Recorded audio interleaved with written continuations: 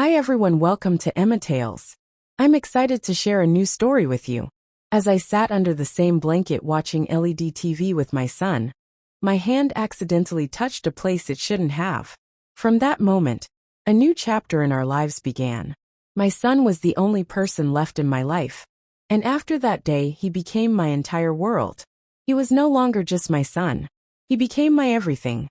This was especially true because my husband had tragically died in a truck accident many years earlier, leaving me alone in this world. Now my son was my sole support.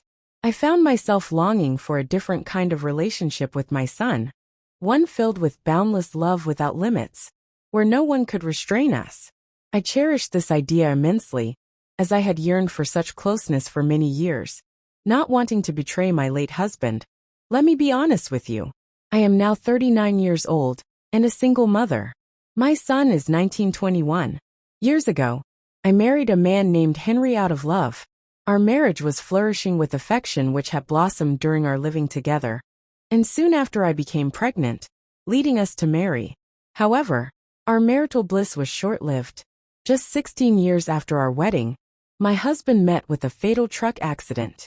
Following his death, I felt utterly lost, overwhelmed with grief for my husband, constantly questioning my purpose in this world. But whenever such thoughts crossed my mind, the image of my loving son would appear, steadying my resolve. I thought about who would look after him if I weren't here, as he was still so young with his whole life ahead of him. Considering my son as my sole reason to live, I refrained from taking any drastic steps, and to this day we live happily together. I no longer feel the absence of my husband Henry, because I've begun to see parts of him and my son. My son has become the centerpiece of my life, embodying the spirit and traits of his father. He loves me deeply, and is incredibly protective, looking after me, as if I were his girlfriend. He's so vigilant that he even prevents me from meeting my female friends, and keeps a close watch on me every day.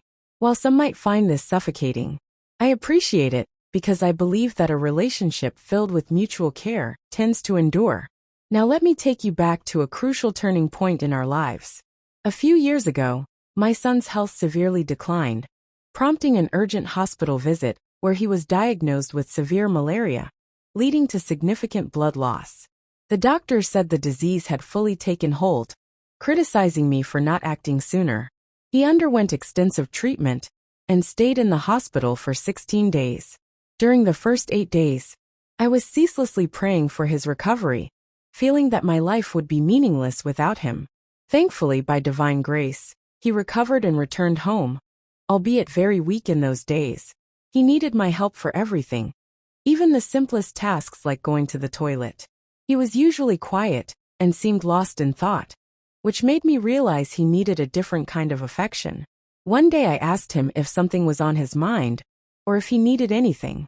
He denied needing anything, so I gently probed about whether he had a girlfriend, assuring him that I wouldn't be upset. He confessed he didn't have one, and strangely that made me feel relieved. After ending the conversation, I made him some food and let him rest, turning on the LED TV for him, while I tended to household chores. Around 12 p.m., with my work almost done, I decided to check on him. His room door was slightly ajar, and through it I noticed his bed shaking. Violently concerned, I opened the door, and he quickly pretended to be asleep. I called out his name, and after pretending to wake up, he asked if I needed something. I reassured him that if he needed anything he should tell me, because I was heading to bed. Noticing his sweaty condition, he looked as though he had just left a gym session. I realized it was not normal for him to be sweating so much under a mere blanket, especially during winter. With the heater on, I had my suspicions about what had happened, but I left it at that, understanding more than he realized. However, I refrained from questioning him about it. I was feeling quite cold myself, so I quickly brought him a much thicker blanket and took away the old one, insisting this one is too thin. You need to cover yourself with this thick blanket. He kept arguing for the thin blanket, affectionately calling it Arthur and repeatedly stating, "Mommy, I want this blanket only." But I firmly snatched Arthur from his grasp, draped the thick blanket over him, and admonished, "You will catch a cold and follow again, so you must use this thick blanket." I took the thin blanket to put it in the washing machine. But as I did, my hand got dirty with something sticky. Upon closer examination, I noticed what looked like ice cream stains all over Camel. It seemed that today my son had spilled a lot of ice cream on the blanket. But I was puzzled thinking there was no ice cream in the fridge. So how could there be ice cream on the blanket? This left me quite bewildered. Then I opened the washing machine to load the clothes. I was stunned to find many of my garments already inside garments. I was certain I had washed and cleaned from the machine just yesterday. Shocked, I noticed my bras and night dresses among the items. Picking them up, I discovered they too were stained with a fresh substance that resembled ice cream, once again soiling my hands. I have always had a fondness for ice cream, and initially thought that perhaps my son had stashed some away. Curious, I tasted a bit of the substance from my night dress, and immediately realized what it was. Distressed, I rushed to the bathroom to wash my hands and rinse my mouth with water. I loaded all the clothes into the washing machine, started it, and began washing them right away as the machine whirred. My mind raced. Not ice cream.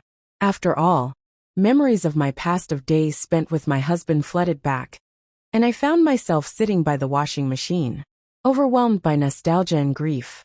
I broke down in tears, lost in the recollections of the love we shared, integral moments of my life. Later that night, as I wept in bed, my son came to me hearing my sobs. Concerned, he repeatedly asked, "Mom, what happened? Why are you crying?" His words were punctuated by my continuous crying until he embraced me, gently wiping away my tears. He seemed to understand that I was missing his father, which made me cry even more. Eventually I calmed down, and he suggested, "Mom, let's go sit on the chair and watch LED TV. He led me by hand to the living room. There he earnestly said, "Mom, don't cry. It hurts me to see you sad. I feel like crying too. I swear if you shed even a single tear after today." As he began to swear, I quickly placed my finger over his lips and softly told him, "Son, don't make promises like that. I can't bear to lose you." We then shared a quiet, understanding look. He covered me with a blanket, and we settled on the chair to watch LED TV. It was around 2 a.m. Suddenly my hand unintentionally touched him inappropriately, marking a shift in the atmosphere as palpable as a change in the weather. Our eyes locked, in unspoken acknowledgement passing between us. I reassured him, "Son, you don't need to panic. This is all very normal. Such things can happen." He seemed to grasp my meaning from then on. Our routine of watching LED TV together, and him making me feel happy, became a daily occurrence, with no one around to question it. This dynamic between us continued to evolve, and he became increasingly attentive and caring. There's much more to this story, and it's far from over.